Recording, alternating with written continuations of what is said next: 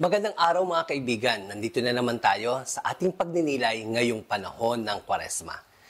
Ang ating pagninilayan ngayon ay ang Miyerkules Santo. Ang ebanghelyo natin para sa araw na ito ay ang sumusunod.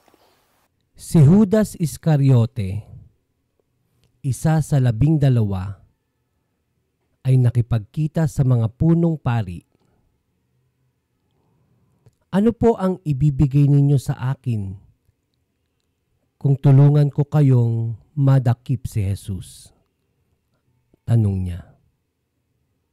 Noon di binayaran nila si Judas ng 30 pirasong pilak. Mula noon, humanap na si Judas ng pagkakataon upang maipagkanulo si Jesus.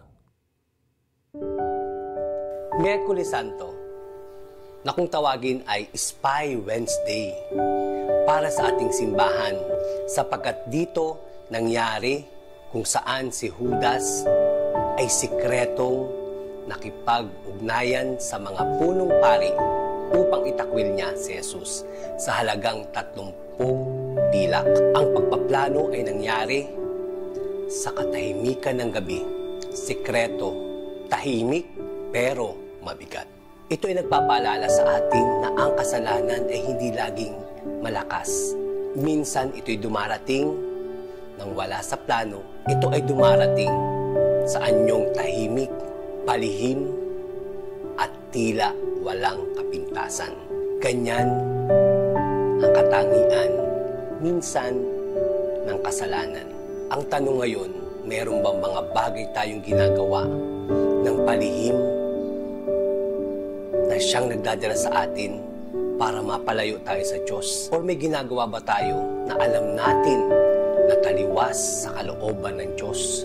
May mga 30 pilak ba tayo na pinipili? 30 pilak kapalit ng ating paninindigan, kapalit ng ating prinsipyo, kapalit ng ating pananahimik, kapalit ng ating pananampalataya. Minsan hindi literal na pilak ang tumutukso sa atin.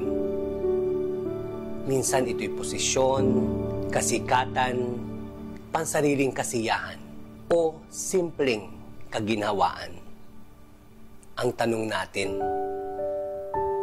ikaw ba ay nasiyahan sa iyong napiling kasikatan?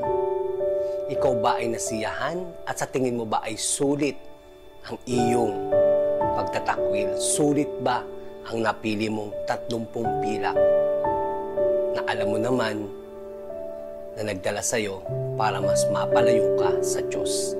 Ngayong Miyerkules Santo, tayo tinatawag na magbantay at manalangin. Magmuni-muni. Hindi pa huli ang lahat, mga kaibigan. Maaari pa nating iwaksi ang mga sikreto o palihim na kasalanan na ating gagawin o nagawa na, at naisin nating ibalik ang ating sarili sa tunay na liwanag ng katotohanan kasama ang Diyos. Inaanyayahan ko ang lahat ngayong Miyerkules Santo na magmuni-muni at alamin kung ano aspeto ng buhay natin ang kailangan na nating itakwil o iwasan. Mga bagay na nagbibigay sa atin ng kasalanan upang tayo ay mapalayo sa ating Diyos. Patuloy tayong manalangin, manahimik, at kilalanin natin at suriin ang ating mga sarili upang malaman natin ang mga bagay na nagdadala sa atin sa kasalanan na siya naman ding nagpapalayo sa atin sa Panginoon. Halina at magbalik tayo sa Panginoon hanggat may oras pa upang makasama niya tayo sa kanyang muling pagkabuhay.